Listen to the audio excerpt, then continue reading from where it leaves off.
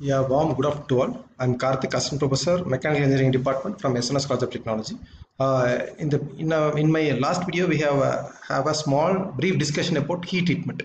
As a small glimpse about it, heat treatment is nothing but the controlled heating and cooling process where we are using temperature and time as a segment or important thing, so that we can have a controlled heating and cooling. So this have a sole process of altering the property of a particular material. So added to this, we are going to see where this heat treatment is used in each and every industry, starting from aircraft industry, automobile manufacturing, defense sector, forging, foundry, heavy machineries, even from powder metallurgy industries are using this heat treatment in order to alter the property of particular material. Means see, we have to alter a property of a material. Means, see, if I'm using a stainless steel is corrosion resistance, have a good corrosion resistance property, and that too, if I need a stainless steel, should be a shock resistance as well, should have a shock resistance as well. Means that it should have an impact resistance. So I have to use a heat treatment process to have both the strength and the shock resistance property, right?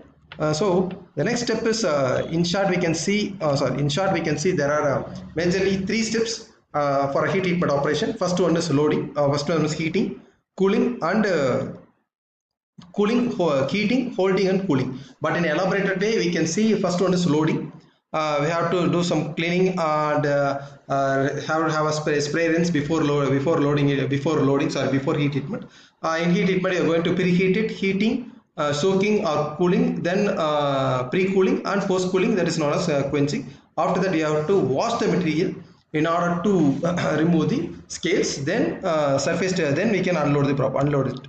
So here these are the main heat treatment process used in industry that we are going to discuss in an elaborate way. First one is annealing, normalizing, hardening and tempering, and case hardening. In annealing we can have three things. First is full annealing, stress relief annealing, spheroidizing.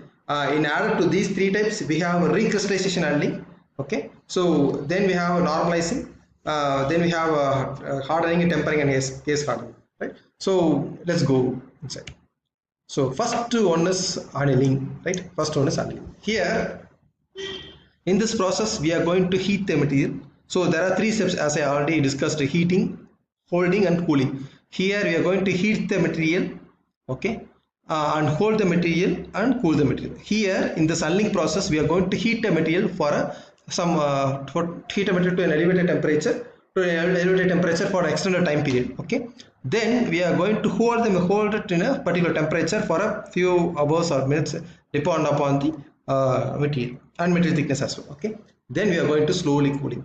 The slow cooling means we are going to cool the particular material inside the furnace itself.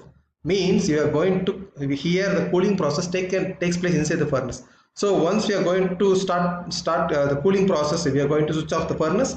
So the furnace is getting cool, and eventually the specimen what you are going to is the part which is annealed is going to get cooled inside the furnace itself.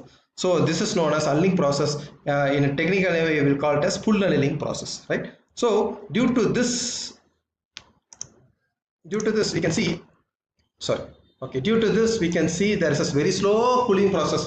Means a very slow cooling rate, a very low cooling rate is being seen in the annealing process. So this annealing process is further classified as already discussed, spheroidizing, recrystallization process, and stress relief annealing, and we'll see one by one. Okay, so the first one is